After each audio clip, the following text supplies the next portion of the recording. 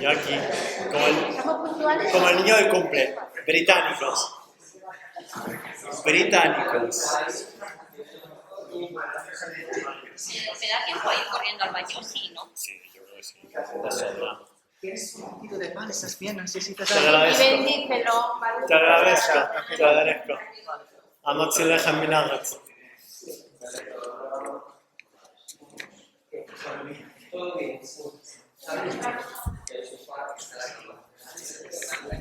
No te vamos a ver porque estás a contraluz. Vaya. Vemos una sombra, para que lo sepas. Esperamos así. Hay una luz mística. Mi amor, Pues sí. mi amor. Son 20 minutos. Son 20 minutos y 10 de discusión. De excursión. Ay, voy a buscar mi boli. Ay, no, que tú tienes también. Este es mío. Ahí está petado. Creo. No, se me va a dar que fijes la mano en mi bolso. Mira qué bonito nombre. Falta el chocolate.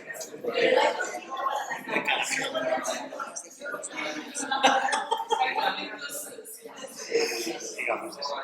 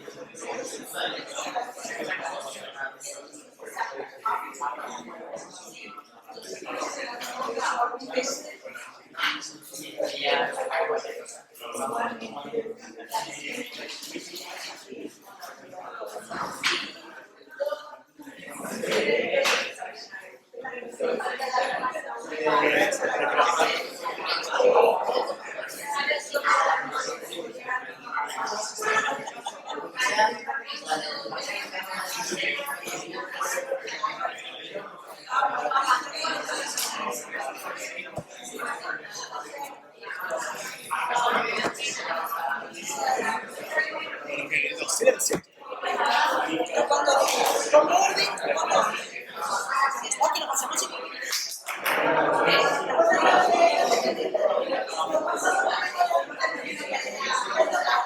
No puedo decir ninguno. No tengo autoridad. ¡Silencio! Empezamos.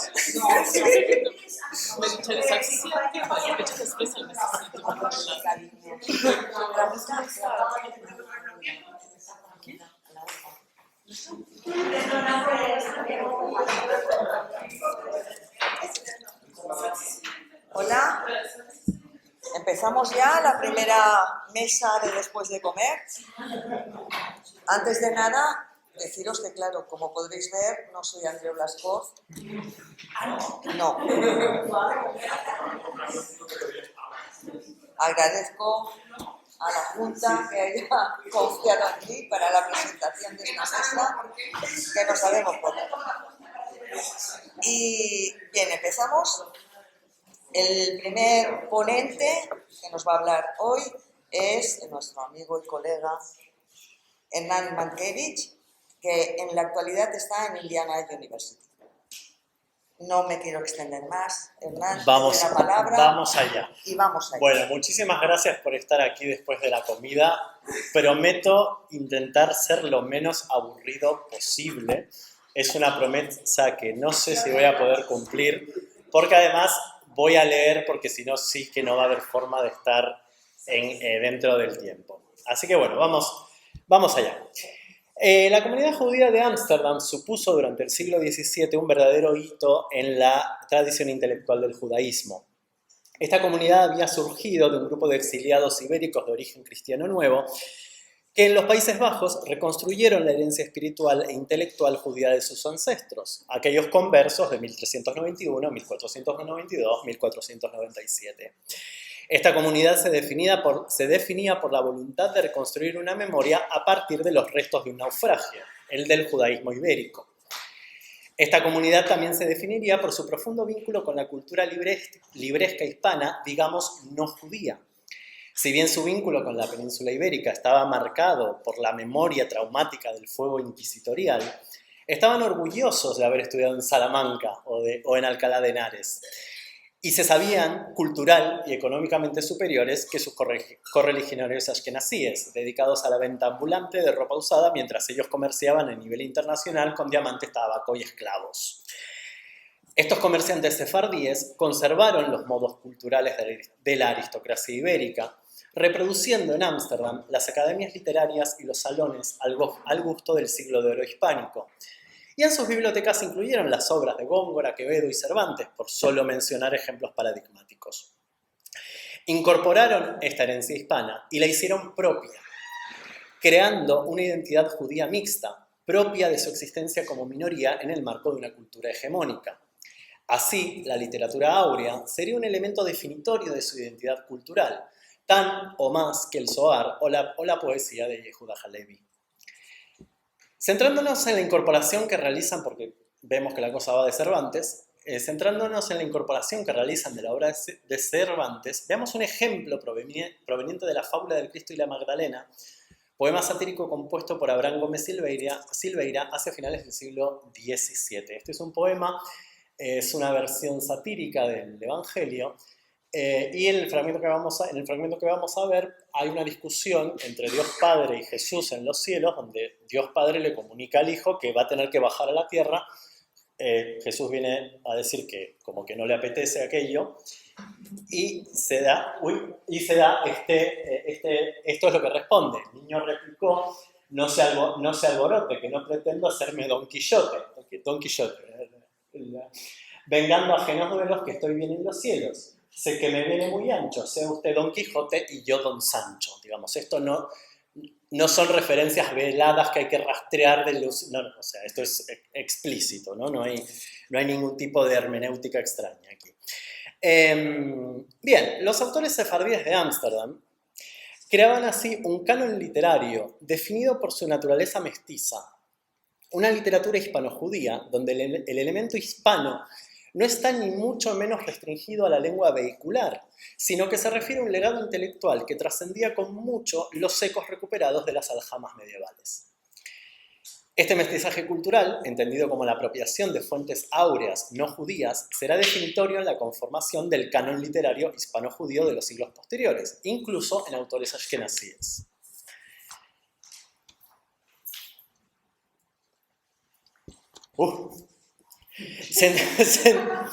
Centrándonos en esta ocasión en la apropiación de los temas cervantinos, más concretamente quijotescos, hagamos un salto temporal de la temprana modernidad a la época contemporánea. Los exilios masivos de la población judía europea, provocados por diversas campañas barbáricas, llevaron a la población ashkenazí a territorios de habla hispana, entre otros, y vamos a decirlo así, al país 3 veces campeón del mundo. Lo siento, lo tenía que decir. De pronto, estos judíos del centro y el este de Europa se incorporaron a la fuerza a una lengua y a una cultura literaria, añadiendo una capa más a la milhoja identitaria. Allí, donde para complicar aún más el asunto, se trataba de una cultura literaria de tipo colonial, que, sorteando el Atlántico, vinculaba la pampa argentina con las llanuras manchegas. Los hijos y nietos de los primeros colonos judíos escapados de la Rusia zarista, así como los que más tarde escaparon de la Europa hitleriana, prescindieron del yiddish como vehículo de cultura en favor del castellano, que no del castellano, y de la cultura literaria peninsular asociada a esta lengua. Más aún, identificándose como hispanos en virtud de su lengua, hicieron un triple mortal para inscribirse en la tradición cultural sefardí, a la que percibían como superior al ashkenazi. Veamos ahora dos casos de este fenómeno. El primero, Maximilian Joseph Kahn nació en Frankfurt del Meno en 1897 en el seno de una familia judía asimilada. A causa del creciente antisemitismo alemán, decidió mudarse a España en 1921 y castellanizar su nombre, Máximo José, a partir de ese momento. En su estancia en España escribió para publicaciones alemanas y españolas. Para las primeras escribe artículos sobre España, no exentos de cierto tufo racista y de una bochornosa misoginia, mientras que para las segundas se dedica a la difusión de la cultura alemana. La llegada de Hitler al poder supuso fin a las colaboraciones de Kahn con medios alemanes, y en lo que hace a su situación en España, si bien él abogaba por la neutralidad intelectual, el creciente compromiso de Jiménez Caballero, el editor de la publicación para la que trabajaba, con el fascismo español, provocó su inevitable renuncia. En 1937, el gobierno de la Segunda República nombra a Kahn embajador en Tesalónica. Ahí entra en contacto con probablemente la comunidad más paradigmática del exilio sefardí. Su fidelidad a la República, así como sus experiencias con la comunidad judía tesalonicense, le convencerán del rol que ésta debía desempeñar en la reconstrucción de España una vez que el fascismo fuera derrotado. Claramente no pasó. Y entonces Kahn, entre otros partidarios de la República, partió al exilio por segunda vez en su vida tras el triunfo de la insurrección militar. Tras estancias accidentadas en Francia, Marruecos, Estados Unidos, México, Perú y Brasil, finalmente recaló en Buenos Aires en 1943. Allí él se encuentra con círculos intelectuales judíos y no judíos, y es con los círculos intelectuales judíos, con los que mantiene una relación un poco tensa. ¿Por qué? Entre los intelectuales de este grupo destacaba Alberto Gerchunov, que proponía una asimilación de las culturas judía y argentina, cosa que a Kahn no le acababa de convencer y de hecho se oponía. Estos intelectuales judío-argentinos habían ya prescindido del yiddish, como tengamos en cuenta la comunidad judía argentina es principalmente ashkenazí, habían prescindido del yiddish como vehículo principal de cultura en favor del español. No consta que Kahn supiera yiddish, sin embargo sí que critica esta cultura, esta actitud de las clases cultas judías de desprecio a esta lengua.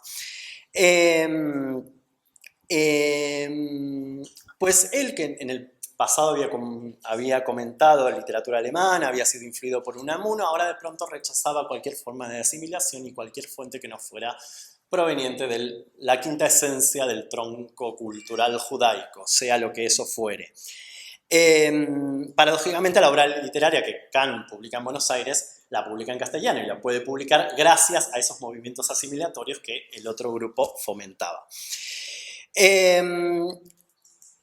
Siendo el mismo producto de una educación burguesa judeo-alemana, quiso desasirse de su cultura asimilada abrazando las tradiciones judías ortodoxas en reacción al exterminio de los judíos europeos. El conocimiento del genocidio supuso, de hecho, para Kahn una ruptura total con el idioma y con la cultura alemanas, a la cual culpaba en absoluto por el genocidio. En la radicalidad de su rechazo, Kahn no solo se despide del alemán y de la cultura alemana gentil, sino que se despide también de su condición ashkenazi y asume una actitud sefardí. Se autopercibe sefardí.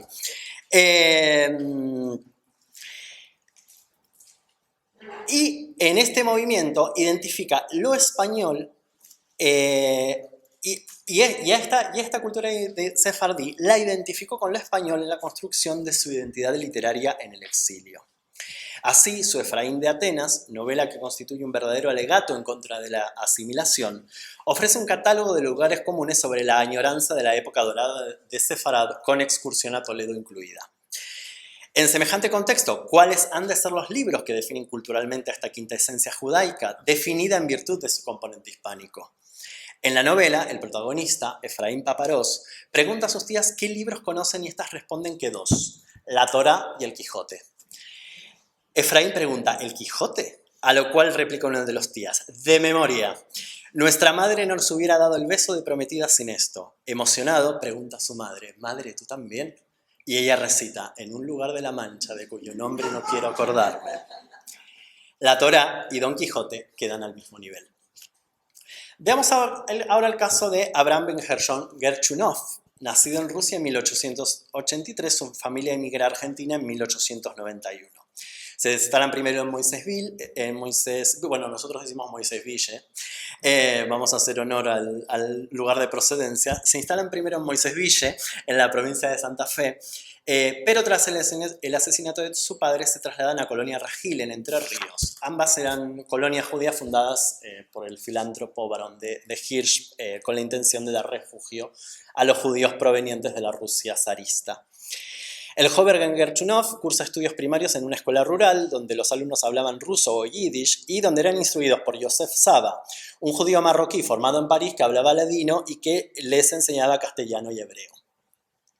La madre, harta finalmente de que las langostas se le coman las cosechas, y esto es literal, hace que la familia se traslade a Buenos Aires, donde el joven Abraham se transforma para siempre en Alberto. Y debido a las estrecheces económicas familiares, empieza a trabajar desde muy pronto. En horas robadas a sus jornadas laborales interminables, en un contexto donde los obreros carecían prácticamente de derechos, el joven Alberto estudiaba y leía y desde muy temprano empezará a escribir, pero nunca lo hará en yiddish, sino en castellano, y muy pronto se definirá como latino. Desde niño, Gerchunov lee el Quijote, procediendo de un extracto social muy diferente al de Kant y habiendo sido un niño y adolescente obrero, no es de extrañar que su lectura tuviera unas connotaciones político-sociales y en ocasiones casi mesiánicas que no aparecen en el otro autor. No sé si acá aquí no lo veo qué pasa.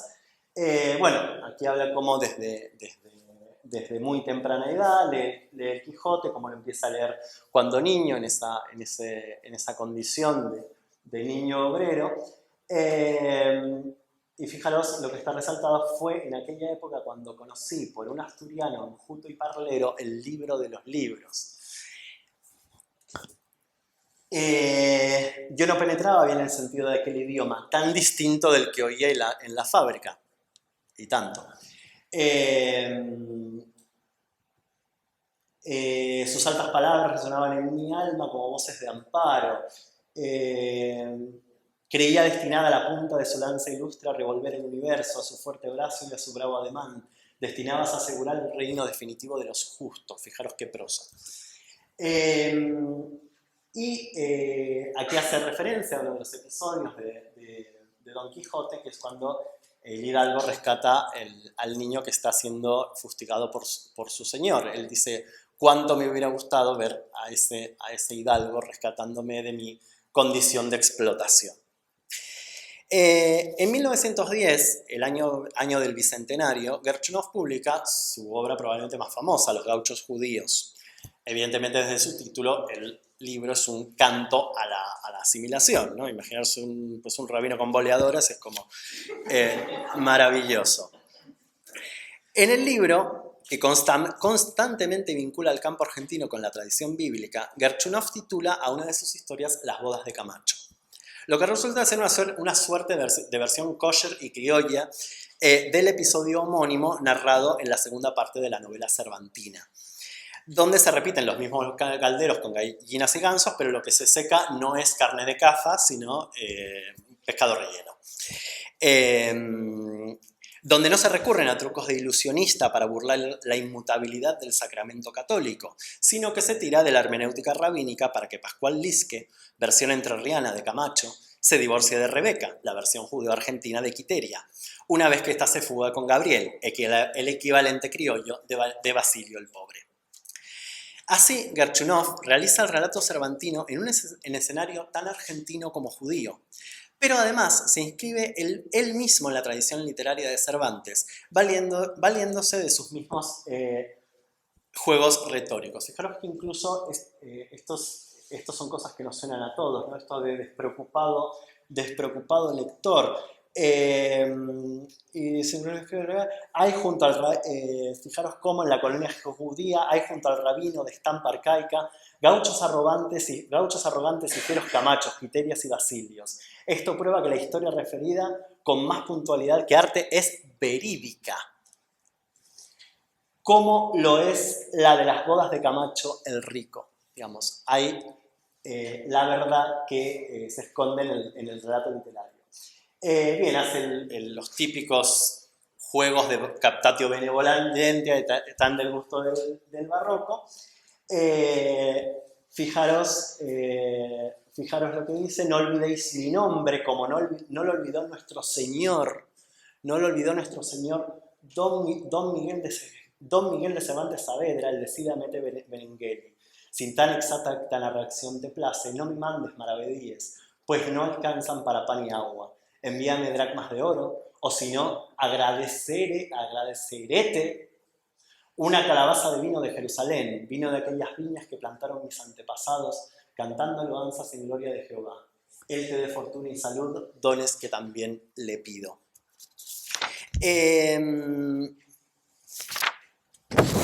Gerchunov, a diferencia de Kant, ya acabo, no rechaza la asimilación de la cultura argentina, sino que la abraza. De hecho, Los gauchos judíos es casi una obra de propaganda nacionalista, una obra de propaganda del sueño americano que alguna vez también existió en el sur. Esto los españoles lo saben, ¿verdad? ¿A que sí? Pero, al igual que Kant, sí que pretende inscribirse en el tronco de una tradición literaria hispano-judía entendida como una fusión con la literatura áurea, representada en este caso por la figura de Cervantes. Gerchunov, al igual que Kant, utiliza una lengua anacrónica, aprendida, artificial, rechazando el coloquialismo de otros autores. Para ambos se trata de una lengua aprendida que utilizan de manera impostada, imitando la pomposidad de Cervantes, sin advertir tal vez que la lengua cervantina era en sí misma un ejercicio irónico. Aunque partiendo de presupuestos ideológicos distintos, ambos escritores, Kant y Gerchunov, hicieron una elección cultural en favor de un castellano con rasgos arcaizantes y cervantinos, y no omitieron en sus obras las referencias al caballero andante de la Mancha. Y lo hicieron convencidos de inscribir así a las mismas en el continuo de la herencia intelectual judeohispana que se remontaba a la época dorada de Sefarad, siendo ambos de origen ashkenazí. En cualquier caso, hicieron del cosmopolitismo y el mestizaje un rasgo inalienable de lo que define a lo hispano-judío. Muchas gracias.